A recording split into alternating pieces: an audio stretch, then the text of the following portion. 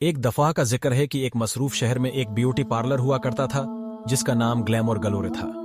مالک Mrs روزی کا ایک وجن تھا کہ اس کی دروازوں سے گزرنے والی ہر عورت ملکی کی طرح محسوس کرے۔ پارلر مرکزی سڑک پر واقع تھا اور ہر روز ہر عمر کی خواتین اپنے بالوں، ناخن پینٹ کرنے اور میک اپ کرنے کے لیے باہر قطار میں لگ جاتی تھیں۔ پارلر ایک چمکدار گلابی رنگ کا تھا اور سامنے کی دروازے پر ایک بڑا سا نشان تھا جس میں گلیمور گلورے فینسی کرسیو حروف میں لکھا ہوا تھا۔ ایک دن للی نامی ایک شرمیلی اور متضاد لڑکی پارلر کے پاس سے گزری اور اندر جھانکنے سے خود کو روک نہیں سکی۔ اس نے خوبصورت آئینے، آرام دہ کرسیاں اور دوستانہ عملے کو اپنی گاہکوں کے ساتھ کام کرتی دیکھا۔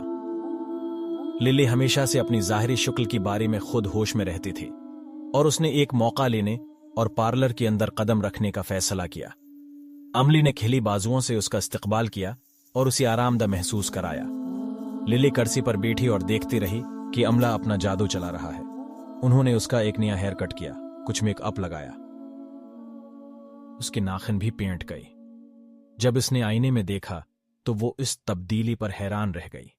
للی کی جاتے ہی مسز روزی نے اسے روکا اور بتایا کہ وہ اندر اور باہر خوبصورت ہے اور یہ پارلر اس کی قدرتی خوبصورتی کو بڑھانے کے لیے ہے، اسے تبدیل کرنے کے لیے نہیں۔